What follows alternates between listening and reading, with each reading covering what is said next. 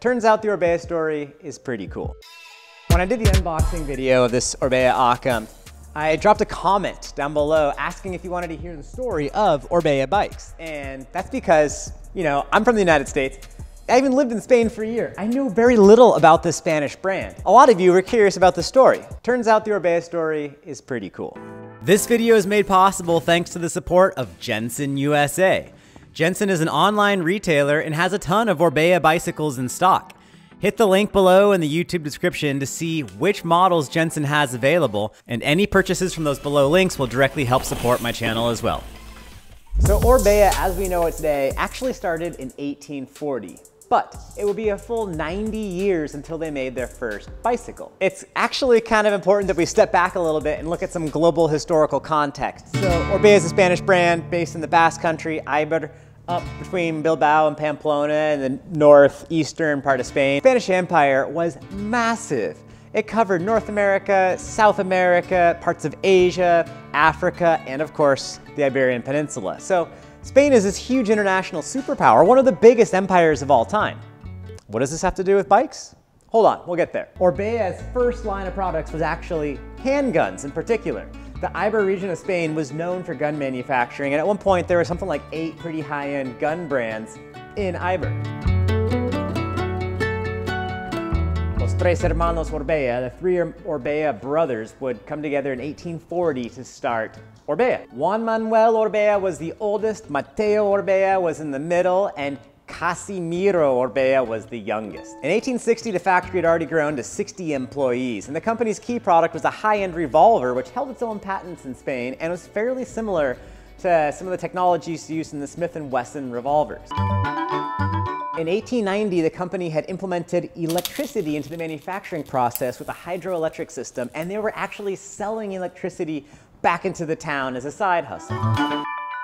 As will happen, there was a family feud in 1926, and the company split into 2. One side continued as Hijos de Orbea Sociedad en Comandita, making munitions in Vitoria. The other formed Orbea Hermanos y Compañía, making guns and bicycles. With that steel tubing experience, making bikes and, surprisingly enough, baby carriages proved to be a pretty positive way forwards. Now, 1926, that's the beginning of a pretty rough period in Spain as well. So World War I was very tough for the entire European continent, and in this time, regulations on guns got a lot harder and tighter, so it was tough to compete in the guns and arms market. The bikes and the baby carriages seemed like a good direction to go. In the 1930s, Orbea really got going on the racing front. Now, there wasn't mountain biking in the 1930s, it was road racing. I'm not a big road racing fan, but I thought this was pretty cool. So a young guy, Mariano Canardo, he was an orphan. His parents died when he was 14, and that got him into cycling. Sure enough, he managed to win 4 big road races in Spain between 1930 and 1936. He was the first Orbea fancy sponsored factory pilot, and he really put Orbea on the map. Mariano won the Tour of the Basque Country in 1930. He won 4 national road races between 1930 and 1936. He won the Tour du Maroc in 1937 and 1938. He even won the Tour de France in 1937 before it would be paused due to the Second World War. Once in a while, we notice that history and mountain biking, bikes, it's fairly connected, and I get more interested in history when I realize there's parallels to the bike world. But then there was the horrific Spanish Civil War, one of the gnarliest wars of all time. After the Spanish Civil War, Francisco Franco and the Nationalists took power, and Franco was an absolute dictator and ruled the country with an iron fist. Economically, Spain wasn't doing terrific during Franco's time. My dad actually lived in Spain during Franco's regime. I think my dad was over there in 1969 to 1972 or something. So it wasn't that long ago that Franco was still in power in Spain. In 1945, with the conclusion of the Second World War, Orbea got back on track with producing bikes, and they came out with a Carrera Profesional. Sounds like a rad road race bike. I've never ridden one. This bike was equipped with wooden wheels, wooden rear derailleurs, and extra thin cranks, and this shaved a lot of weight off the bike, and race speeds continually increased. Orbea continued manufacturing recreational bikes all the way up to higher end race bikes through the 1940s, 50s, 60s, but things were not easy. If you know anything about Spain, you know they've been through a lot of boom or bust times, and in 1969 the company was on the verge of collapse. Luckily for all of us bike nerds, a bunch of the employees banded together and bought the company, forming a cooperative. To this day, Orbea Bicycles is still a cooperative. Unfortunately, after the employees purchased the company and the economy wasn't doing so well, the best they could sell were recreational bikes, so there weren't a whole lot of high-end rad bikes throughout the 70s. But then the 80s happened, and road racing was taking off. Things were doing great. We all had a lot of fun in the 1980s. Orbea made strides in the world of competitive cycling, and their road cycling team hit the pavement. Some of the best cyclists of the era, like Pedro Delgado and Peio Ruiz Sebastani, began claiming victories in the world's biggest races, like the Tour de France, Giro d'Italia, Vuelta de España, all aboard Orbea bikes.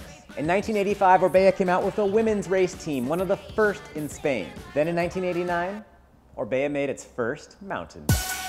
Luckily for all of us knobby-tired nerds, the Orbea mountain bikes were a hit, and by 1991, Orbea started its first mountain bike race team.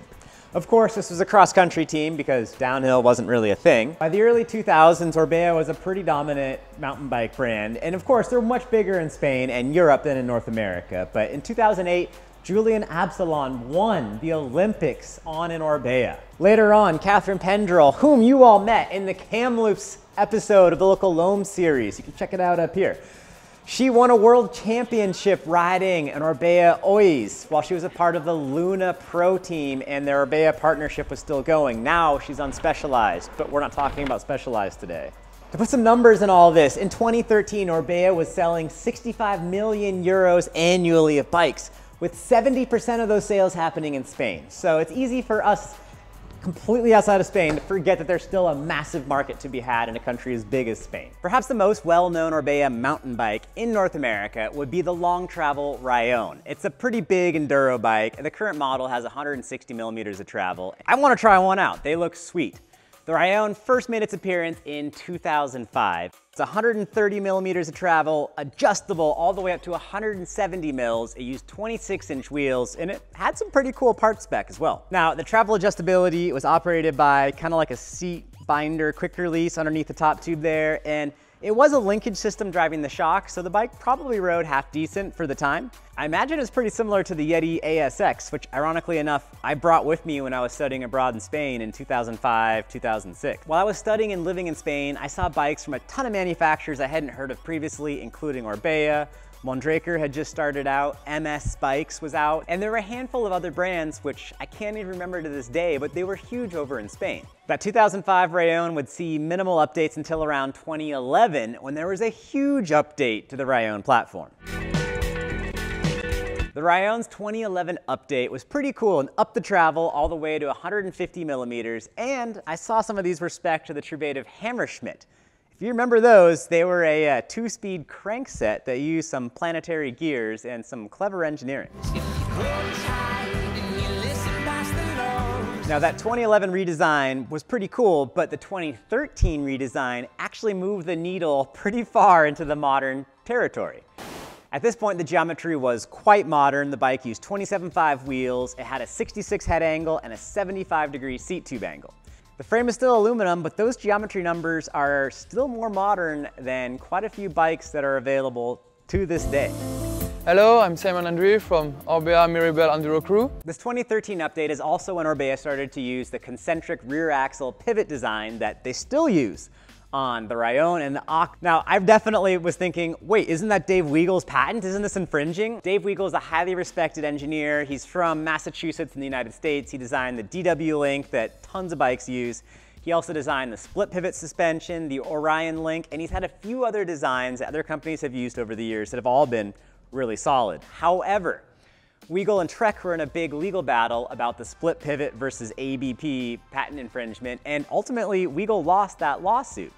From reading between the lines, it seems like there was some sort of wording in the split pivot patent that brought into effect how the shock was compressed, and that allowed Trek to bypass that patent with essentially the same design. I saw a quote from Orbea saying that they saw Weagle's patent and that their bike did not infringe on it because it compressed the shock in a different way, and that they'd actually filed their own patent. So that's an interesting thing right there. That 2013 platform had quite a bit of success, and I saw many of those at the Enduro World Series stop. In 2016, the Rallon platform got yet another update. The bottom bracket was dropped by 21 millimeters, the head angle was brought back even slacker, and you guessed it, the seat tube angle got steeper. Frame was still generally the same suspension design and still made out of aluminum, and you would see them at multiple EWS races doing pretty well. In 2018, Orbea had a massive redesign using carbon fiber for the first time for an aggressive mountain bike.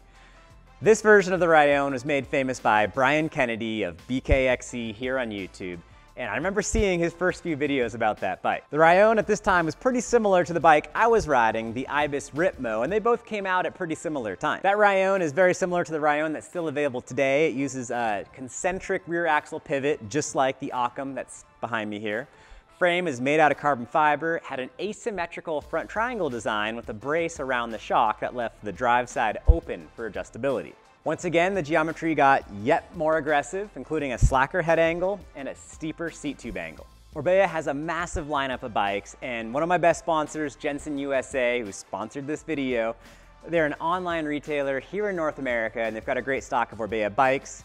You can hit the link in the YouTube description below to see what they have available and in stock. I'm riding the Occam M10 LTD. It's been a fantastic bike. I'll have a whole video about this coming out next week, so stay tuned for that. I had a lot of fun making this video. It was a lot of work, but it was quite different than the last few videos I've been posting. If you enjoyed this, leave me a comment below. I got inspired by Donut Media's Up to Speed series. That's a really fun channel, and I recommend you check it out. I'll link to the playlist down below. If you want to see more videos like this, hit that subscribe button, tick the bell icon right next to it, smash the like button. That'll all help me out and keep more of these videos coming your way. Thanks for hanging out, talking bikes. I'll see you guys on the trail.